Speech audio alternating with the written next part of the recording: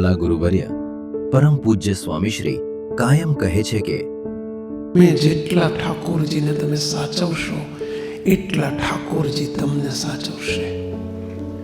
જેટલી ઠાકોરજીની ચિંતા કરશો એટલા ઠાકોરજી આપણી ચિંતા કરશે. મંદિર એટલે શું અને મંદિર શા માટે? આજના દોડધામ ભર્યા અને તણાવયુક્ત જીવનમાં મનુષ્ય માટે મનની શાંતિ, મુમુક્ષુઓની શ્રદ્ધા, આસ્થા અને આધ્યાત્મિક ઉર્જાનું કોઈ સરનામું હોય તો તે છે મંદિર. શ્રીજી મહારાજે અવરભાવમાં મનુષ્યને મનુષ્ય જેવા દર્શન આપીને 6 ભવ્ય મંદિરોના નિર્માણ કર્યા. આ મંદિર નિર્માણના સંકલ્પનું રહસ્ય સમજાવતા શ્રીજી મહારાજ ગઢડા મધ્યના 27મા વચનામૃતમાં કહે છે કે અમે વિચારીને પરમેશ્વરની ઉપાસના રહેવા સારું ત્યાગનો પક્ષ મોડો કરીને ભગવાનના મંદિર કરાવ્યા છે. તેમાં જો થોડો ત્યાગ રહેશે તો પણ ઉપાસના રહેશે તો તેણે કરીને ઘણાક જીવના કલ્યાણ થશે. વાલા ગુરુદેવ પરમ પૂજ્ય બાપજી કહે છે કે અનંત જીવોના આત્યંતિક કલ્યાણનું સદાવ્રત એટલે મંદિર. મંદિર સ્વયં એક મહાશાળા છે જ્યાં અધ્યાત્મના અને પ્રેમના પાઠ શીખવાડાય છે, સહાનુભૂતિ અને સંવાદિતાનું શિક્ષણ અપાય છે. મંદિર એટલે પવિત્રતાનો મહાસાગર. ભારતીય સંસ્કૃતિમાં ધાર્મિકતાનું નાભિકેન્દ્ર એટલે મંદિર. મંદિર એટલે જ્યાં થાય છે નિત્ય આરતી, ભજન, ભક્તિ, સેવા, પૂજા, થાળ. ઘર મંદિર એટલે શું અને ઘર મંદિર શા માટે?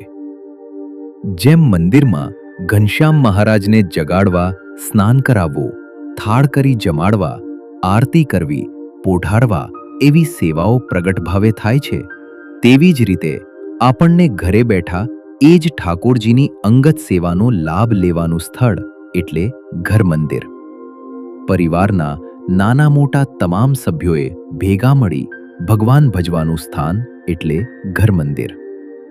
પરિવારના તમામ સભ્યો ઠાકોરજીની નિકટની સેવાનો લાભ લઈ શકે તે માટેનું મંદિર એટલે ઘર મંદિર. પરિવારના તમામ સભ્યોના જીવન ભક્તિમય અને પવિત્ર બનાવે તે ઘર મંદિર. ઘર મંદિર એ માત્ર પૂજાનું સ્થાન નથી, પરંતુ બાળકોમાં નાનપણથી જ શિસ્ત, સંસ્કાર, સહાનુભૂતિ અને આધ્યાત્મિક મૂલ્યોનું સિંચન કરતી એક જીવંત શાળા છે. અહીં થતી નિત્ય સેવા તેમના માનસિક અને ભાવનાત્મક ઘડતરનો પાયો નાખે છે. ઠાકોરજીને વિશે પ્રગટ ભાવ કેળવવા માટેનું માધ્યમ એટલે જ ઘર મંદિર. ઘર મંદિરની સેવા શા માટે? અંતઃકરણની શુદ્ધિ માટે. શ્રીજી મહારાજની અંગત સેવાનો લાભ લેવા માટે. આપણા જીવનમાં શ્રીજી મહારાજનું અનુસંધાન રાખવા માટે. ઠાકોરજીને વિશે નિકટતા કેળવવા માટે. શ્રીજી મહારાજને વિશે પ્રગટ ભાવનો દ્રઢાવ કેળવવા માટે. શ્રીજી મહારાજ અને મોટા પુરુષના રાજીપા માટે. ઘર મંદિરની મર્યાદા. ઘર મંદિરમાં સ્વયં ઠાકોરજી પ્રગટ અને પ્રત્યક્ષપણે બિરાજે છે. તેમના મહાત્મ્ય સભર થઈને દિવ્ય ભાવે મર્યાદાથી સેવા કરવી. મહારાજને સ્નાન કરાવવાનો રૂમાલ, હાર અને આસનો સ્વચ્છ રાખવા. મહારાજના થાળના વાસણો ઘરના વાસણોથી અલગ રાખવા. સૂતકના દિવસો દરમિયાન ઘરના કોઈ પણ સભ્યોએ ઘર મંદિરની સેવા પૂજા ન કરી શકાય. 10 દિવસ કે નિયમ અનુસાર સૂતક પૂર્ણ થયા બાદ બીજા દિવસથી જ આપણા વાલા ઠાકોરજીની સેવાનો લાભ લેવા માટે આપણે ઉત્સાહપૂર્વક જોડાઈ જવું જોઈએ. ઘર મંદિરની વ્યવસ્થા ક્યાં અને કેવી રાખવી? ઘરમાં યોગ્ય હવા ઉજાસવાળી જગ્યાએ, સારા રૂમમાં અને આપણને તથા ઘરમાં આવનાર સૌને સરળતાથી ઘર મંદિરમાં મહારાજના દર્શન થાય એવા સ્થાને ઘર મંદિર હોવું જોઈએ. શ્રીજી મહારાજ પ્રતિમા સ્વરૂપે પ્રગટ છે. જેમ આપણે આપણા ઘરનું કે દેહનું ધ્યાન રાખીએ છીએ તેવું જ મહારાજનું ધ્યાન રાખવું જોઈએ. યથા દેહા તથા દેવા. ઘરમાં વાતાવરણને અનુકૂળ સ્થળે સિંહાસન બનાવી તેમાં વ્યવસ્થિત આસન ઉપર સ્વામિનારાયણ ભગવાનને બિરાજમાન કરવા.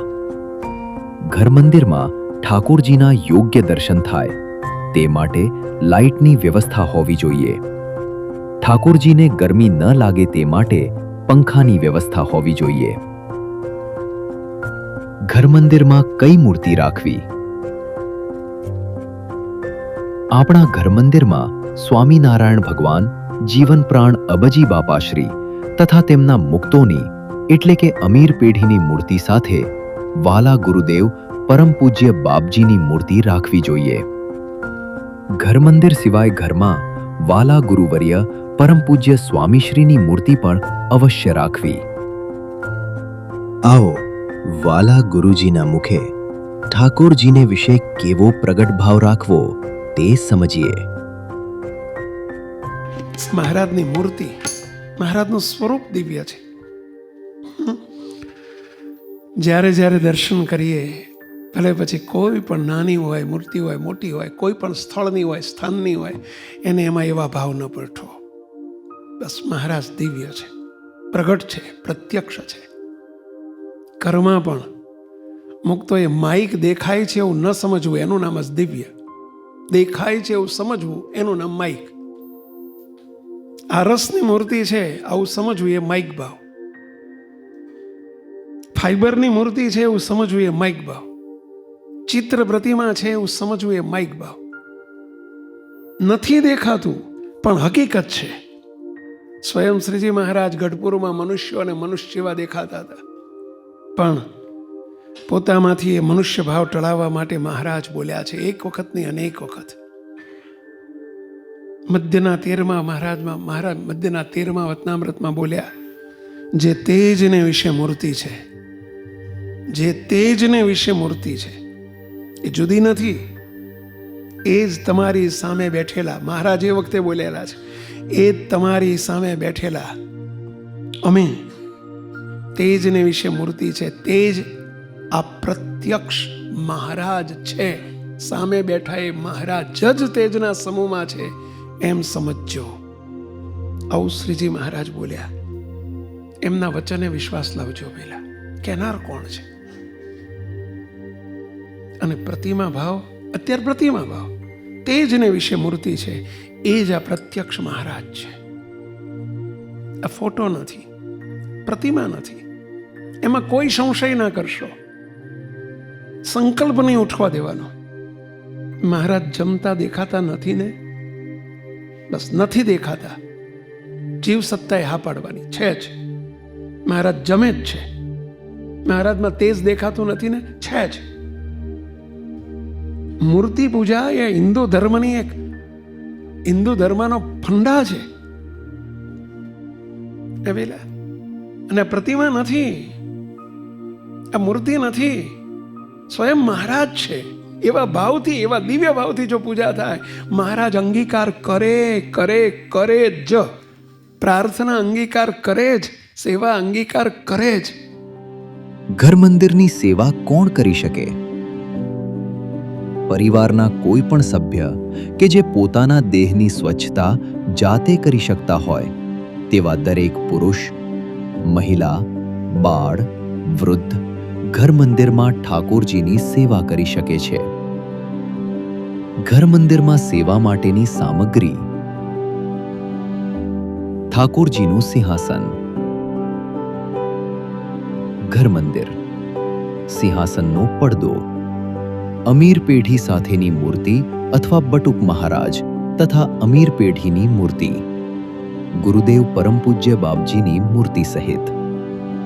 મૂર્તિ પધરાવવા માટે યોગ્ય આસન, થાળ મૂકવા માટે પાટલો કે ટેબલ, થાળ ધરાવવા માટેના જુદા વાસણો, થાળી, વાટકી, ચમચી, લોટો, ગ્લાસ, નાની ડીશ વગેરે. સ્નાન કરાવવા માટેનો રૂમાલ તથા સિંહાસન સ્વચ્છ કરવા માટેનો રૂમાલ.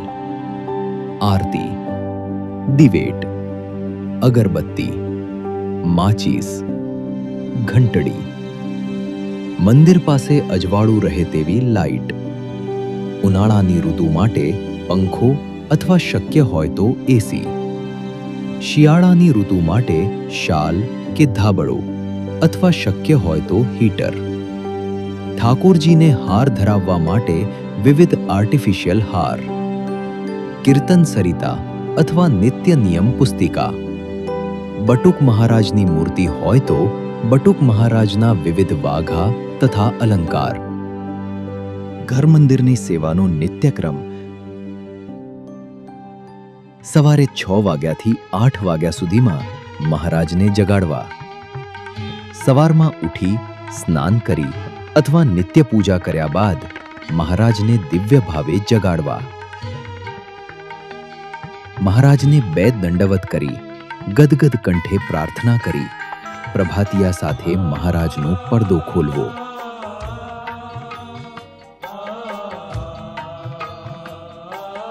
શુદ્ધ વસ્ત્રે કરી મહારાજની મૂર્તિઓને હળવા હાથે સ્નાન કરાવવું. જો બટુક મહારાજની મૂર્તિ હોય તો ખૂબ ભાવથી વાઘા, અલંકાર, વસ્ત્રો આદિ ધરાવવું. એ ધરાવવામાં મહારાજને પ્રગટ ભાવ ચૂકી ન જવાય તેનો ખૂબ ખટકો રાખવો. મૂર્તિ મનમાં સંભારું રે. આરતી મહારાજને જગાડીને સ્નાન કરાવ્યા બાદ મહારાજની દિવ્ય ભાવે મંગળ આરતી કરવી. પ્રભુ જય મંગળકારી. તથા ઠાકોરજીને દંડવત દર્શન કરવા.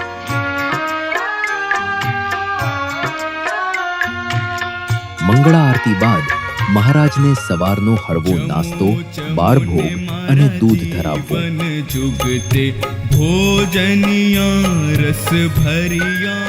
મહારાજને આર્ટિફિશિયલ અથવા ઓરિજિનલ ફૂલના હાર કે મોતીનો હાર ધારણ કરાવવા. સવારે 10 વાગ્યાથી બપોરે 1 વાગ્યા સુધીમાં મહારાજને થાળ જમાડવા. મહારાજને થાળ ધરાવતી વખતે ધારણ કરાવેલા હાર લઈ લેવા.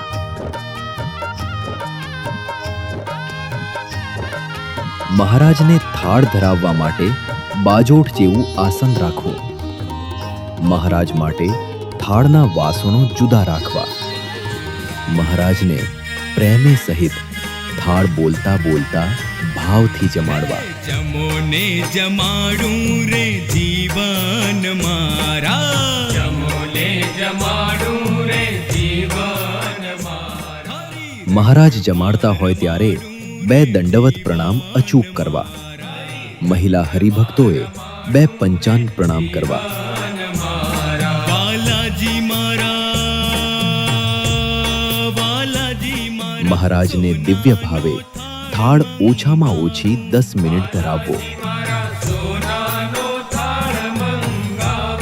મહારાજના થાળના વાસણમાં આપણાથી ન જમાય કે આપણા ઉપયોગમાં પણ ન લેવાય.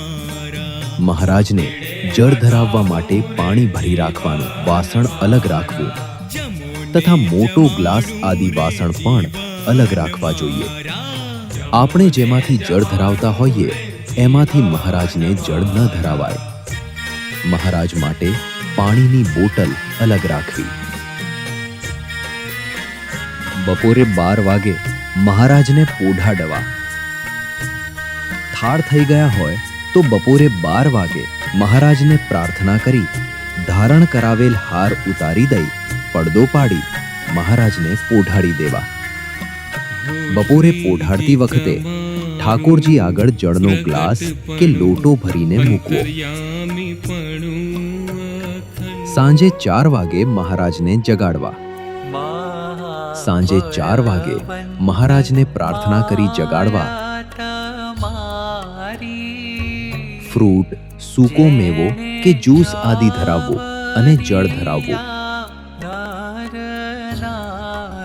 ત્યારબાદ મહારાજને હાર ધારણ કરાવી દેવા.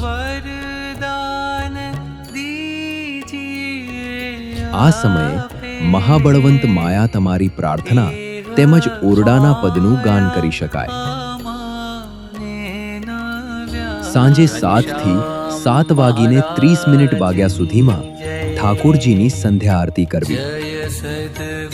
શક્ય હોય તો ઘરના સર્વે સભ્યોએ ભેગા મળી સંધ્યા આરતી કરવી. સાંજે સંધ્યા આરતી કરી ધૂન શ્લોકો બોલવા અને મહારાજને દંડવત પ્રણામ કરવા. સહજાનંદ ઘનશ્યામ જય જય ઘનશ્યામ સહજાનંદ ઘનશ્યામ જય જય ઘનશ્યામ હરિ કૃષ્ણ ઘનશ્યામ. સાંજે 6 થી 8 સમય દરમિયાન થાળ. બપોરે જે રીતે થાળ કર્યો હતો તે રીતે ઠાકોરજીને ધારણ કરાવેલ હાર ઉતારી લઈ પ્રેમે સહિત પ્રાર્થના કરતા મહારાજને જમાડવા.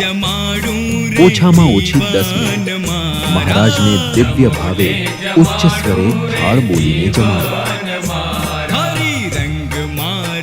રાત્રે 8 થી 9:30 વાગ્યા દરમિયાન ઘર મંદિરના મહારાજને પોઢાડવા. રાત્રે મહારાજને જળ ધરાવી ગદગદ કંઠે પ્રાર્થના કરી મહારાજને પોઢાડવા. મહારાજને પોઢાડતી વખતે ધારણ કરાવેલા હાર લઈ લેવા.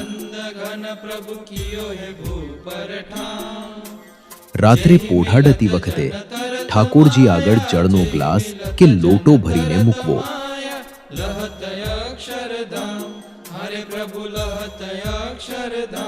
શિયાળાના દિવસો હોય તો ઠાકોરજીને ગરમ વસ્ત્રો ઓઢાડવા કે શાલ, બ્લેન્કેટ સિંહાસનમાં ઠાકોરજી માટે મૂકવા.